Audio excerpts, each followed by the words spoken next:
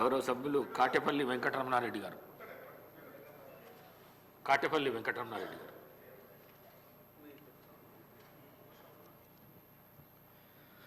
అధ్యక్ష, మీ ద్వారా ఒక చిన్న విషయం సభలో ఉన్న సభ్యులందరికీ తెలియజేయాలనుకుంటున్నాను. అధ్యక్ష, సర్పంచ్ల కామారెడ్డి నియోజకవర్గంలో సుమారు 7 కోట్ల రూపాయలు ఇప్పటి వరకు డ్యూగా ఉన్నాయి.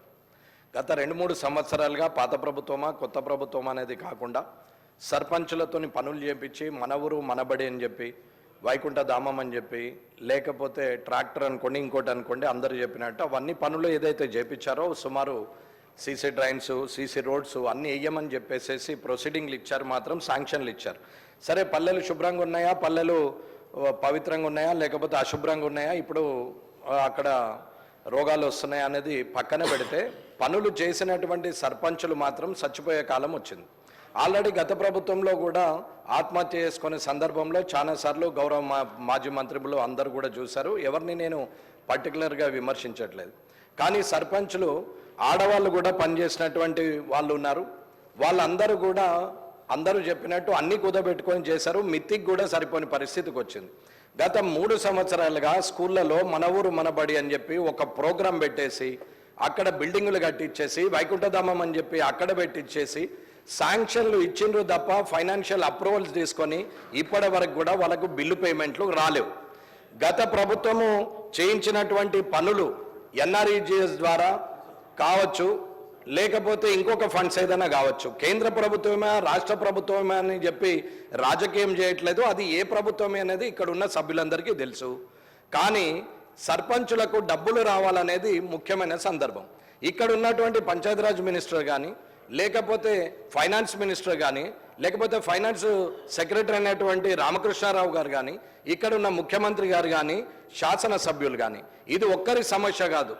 పల్లారాజేశ్వర రెడ్డి గారు చెప్పినట్టు, హరీష్ రావు గారు చెప్పినట్టు, ఇప్పుడున్న వంశీ గారు చెప్పినట్టు, ఆఖరికి సీతక్క గారి కాన్స్టిట్యున్సీలో కూడా ఉద్దరులు అలాగే ఉండిపోయినాయి.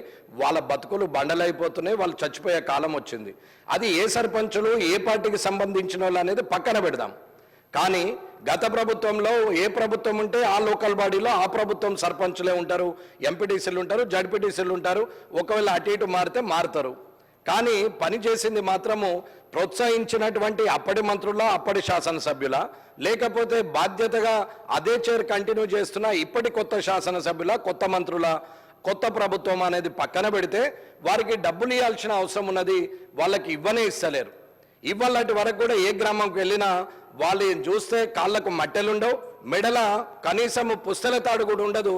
వాళ్ళు కూడా పనులు చేశారు అధ్యక్ష. కాబట్టి నేనా మీరా అనేది కాకుండా తొందరగా డబ్బు రిలీజ్ చేయాలని అడుగుతున్నాం. అలాగే నేను ఏదైతే ప్రశ్న మీకు ఇప్పుడు టీజీఐ అన్న మీరు ప్రశ్న అది మొదలుపెట్టారా స్పీకర్ గారు?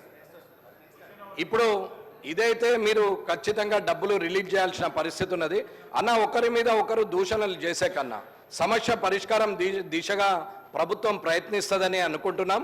కాబట్టి రానున్న 1 నెల లోపల వారందరి బిల్లులు రిలీజ్ చేయాలని చెప్పి వారి సర్పంచుల తరపున, ఎంపీటీసీల తరపున, జడ్పీటీసీల తరపున, అందరి తరపున అందరి సమస్యలు ఉన్నాయి. కాబట్టి అందరూ శాసనసభ్యులు కూడా ఏకగ్రీవంగా 119 మంది వారికి డబ్బులు రిలీజ్ చేయాలని చెప్పి మీరు కోరాలని కోరుతున్నాను.